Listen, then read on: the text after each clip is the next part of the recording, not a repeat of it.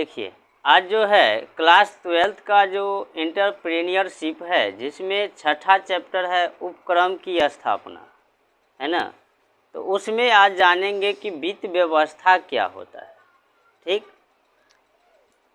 यदि कोई उद्यमी है और वो अपने कार्य को, व्यापार को आगे बढ़ाना चाहता है, तो उसके पास हर एक वस्तु, एक एक चीज़ रहना चाहिए, है ना। जैसे कि कच्चा माल, मशीन, मजदूर, ये सब जो है अवश्य ही होना चाहिए। लेकिन इसके साथ साथ वित्त व्यवस्था जब तक नहीं रहेगा तब तक वह कोई भी व्यापार चला नहीं सकता है। वित्त व्यवस्था का मतलब हुआ रोकड़ा, है ना, रुपया पैसा। यानी कोई भी यदि व्यापार जो है, कोई व्यापारी यदि व्यापार चलाना प्रारंभ करता है तो उसको किसकी आवश्यकता पड़ती है? पूंजी की, है ना। आप हर एक व्यवस्था कीजिए और यदि आपके पास पूंजी नहीं है, रोकड़ा नहीं है, तो आप कोई भी जो है व्यापार नहीं कर सकते, है ना। उपक्रम की स्थापना हो जाने तथा आवश्यक संसाधनों का एकत्रीकरण कर लेने के बाद वित्त व्यवस्था करना एक महत्वपूर्ण कार्य है ना।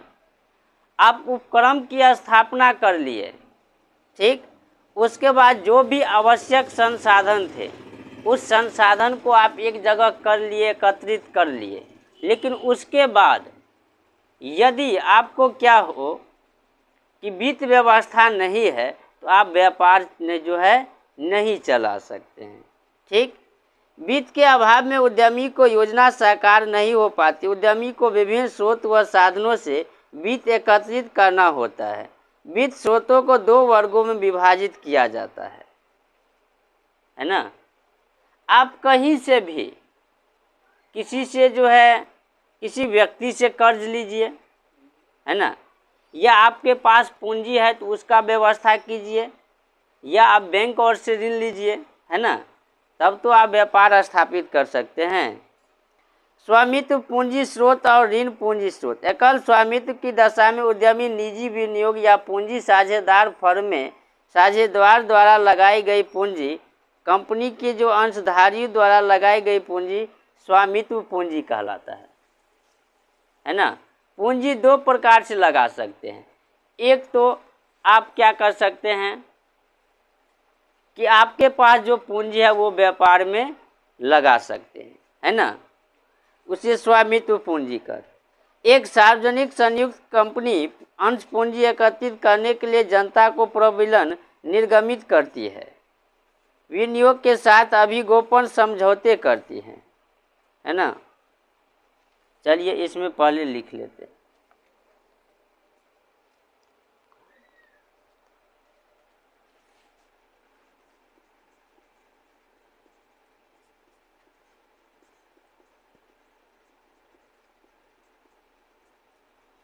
उपक्रम की स्थापना कर लेने तथा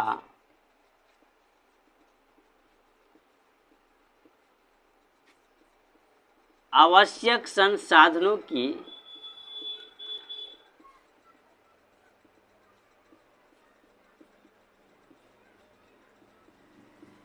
पूर्ति के बाद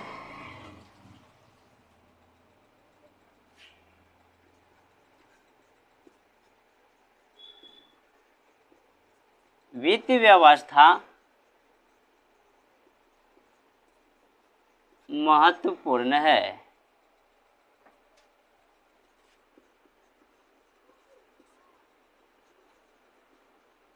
इसके बिना व्यापार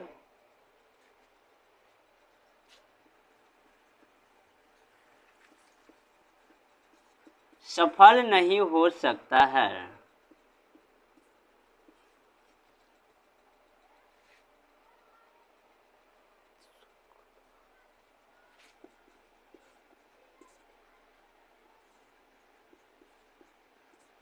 वित्त स्रोत को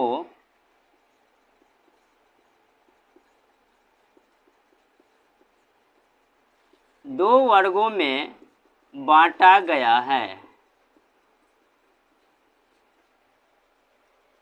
ना। वित्त स्रोत को कितने वर्गों में बांटा गया है? 2 वर्गों में। स्वामित्व पूंजी स्रोत, ऋण पूंजी स्रोत।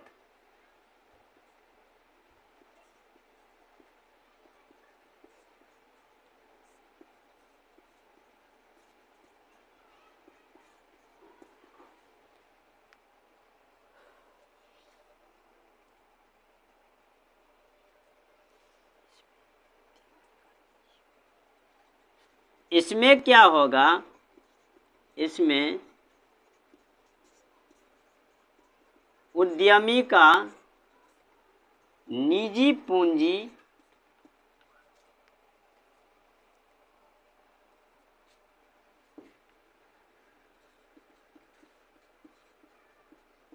साझेदारी फर्म में साझेदार द्वारा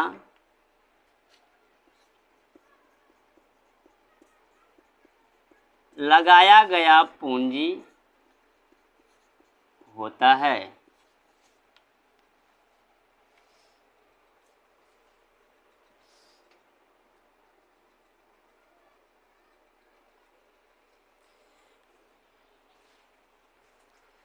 एक उद्यमीकर्ता बैंक को वित्तीय संस्थान या उद्योग निदेशालय, खादी ग्रामोद्योग, लघु उद्योग विकास निगम आदि के वित्तीय ऋण प्राप्त करते हैं और लघु उद्योग को ऋण प्रदान करने के लिए सरकार ने अनेक वित्तीय एजेंसियों का स्थापना की है।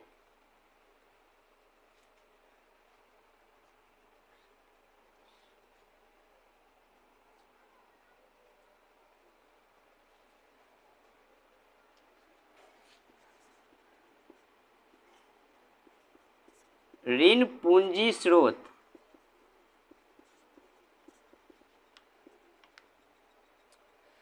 एक सार्वजनिक संयुक्त पूंजी अंश जो है एकत्रित करने के बाद उपक्रम को ऋण पूंजी से प्राप्त करनी होती है। ऋण पूंजी प्राप्त करने के लिए विभिन्न स्रोत, औद्योगिक वित्त निगमों, व्यापारिक बैंक से ऋण प्राप्त करना, राज्य सरकार, मित्र या सहयोगी से ऋण प्राप्त करना, है ना।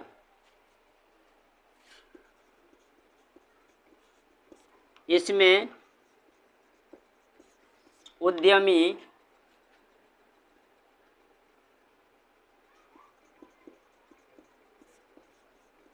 व्यापार के लिए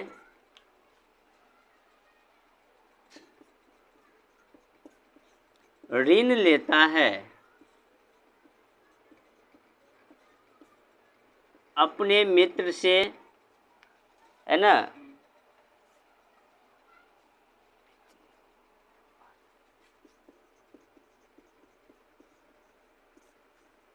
व्यापारिक बैंक से,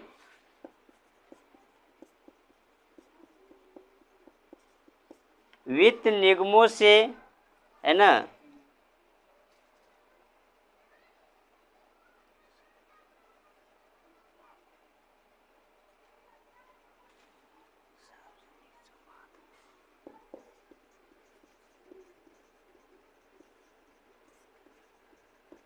सार्वजनिक जमा धन से,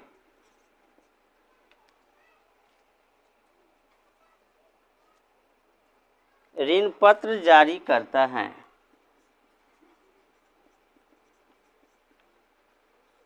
ऋण पत्र से प्राप्त करता है।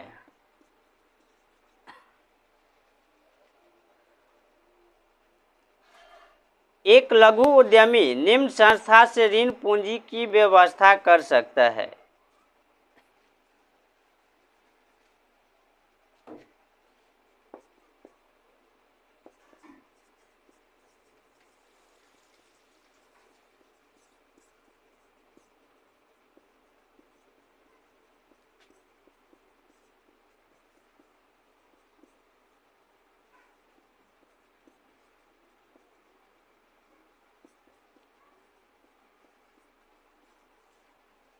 एक लघु उद्यमी एक छोटा उद्यमी साहसी होता है, वो क्या करेगा, निम्न संस्था से जो ऋण जो है ले सकता है। राज्य सरकार के द्वारा, राज्य सरकार के द्वारा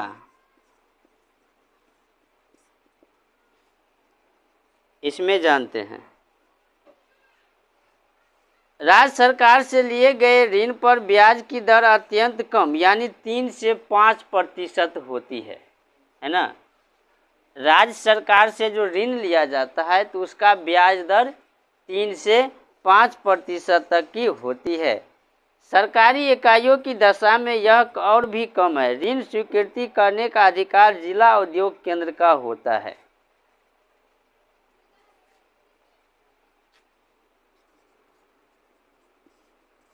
इसमें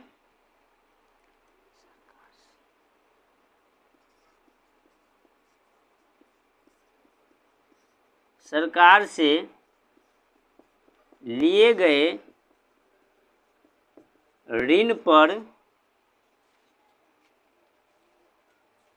ब्याज की दर अत्यंत कम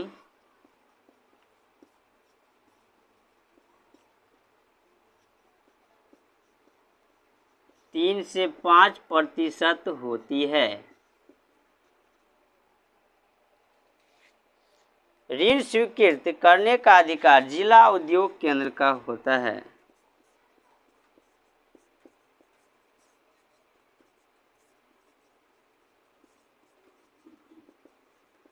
करने का अधिकार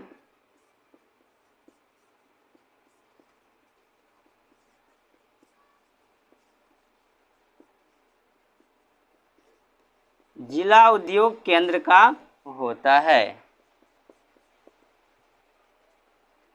दूसरा, राज्य वित्त निगम।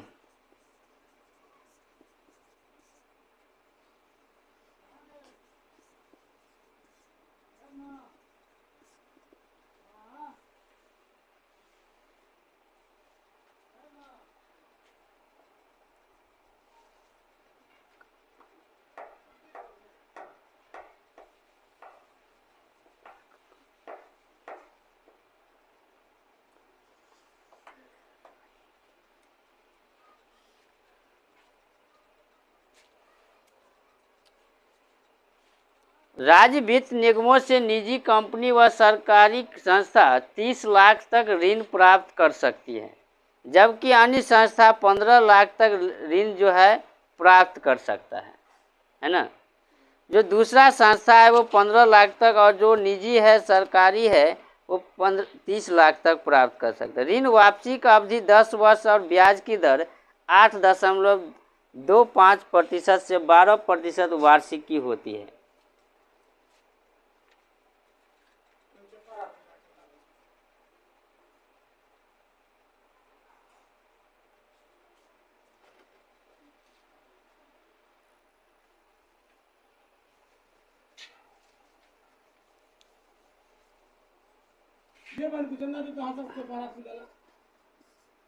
इसमें निजी कंपनियां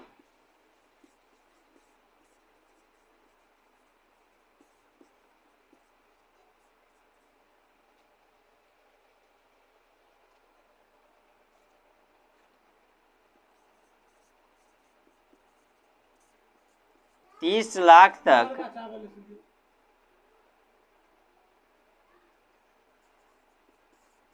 और अन्य संस्था 15 लाख तक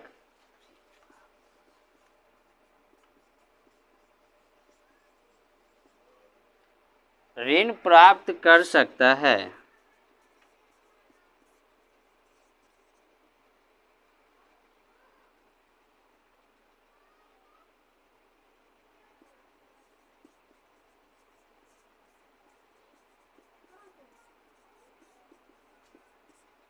जिसके ब्याज की दर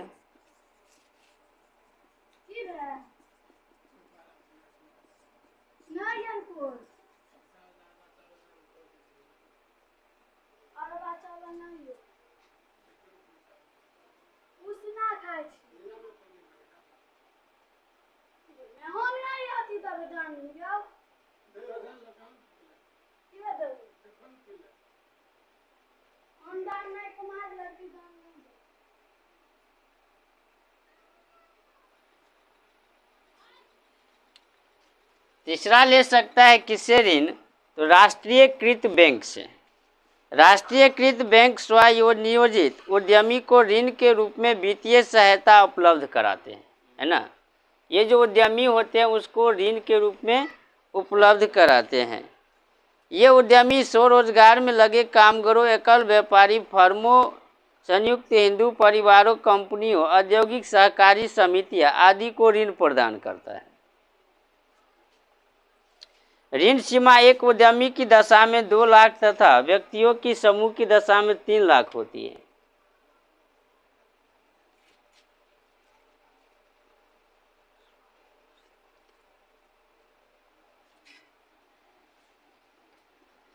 यह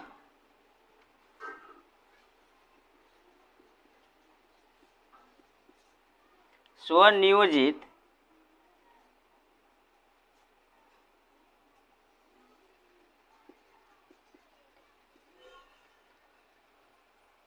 उद्यमी को ऋण के रूप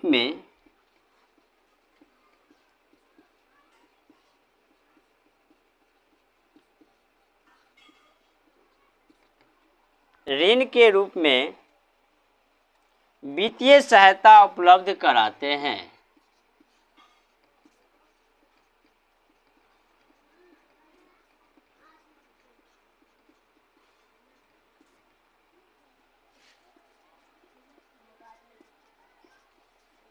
वित्तीय सहायता उपलब्ध कराते हैं।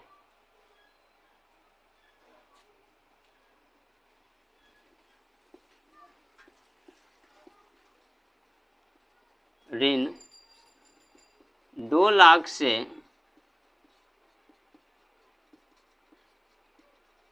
3 लाख तक होती है।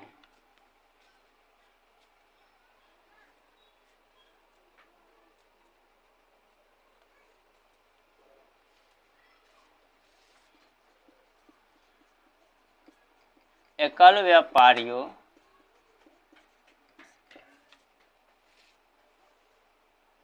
फर्मों,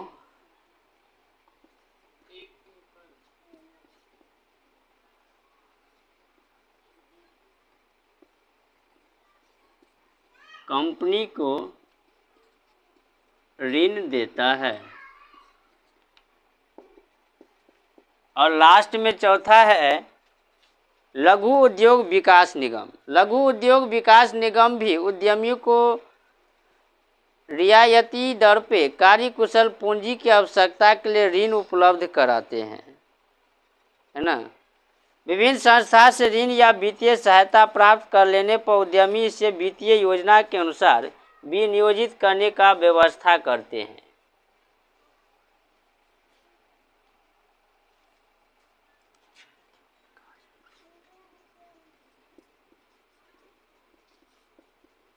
लघु उद्योग विकास निगम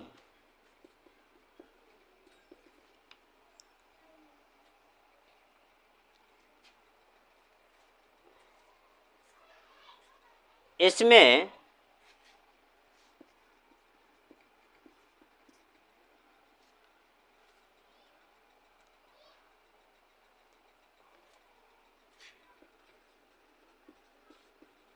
उद्यमियों को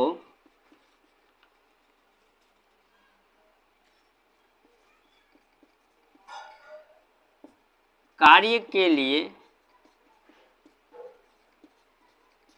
पूंजी ऋण दिया जाता है।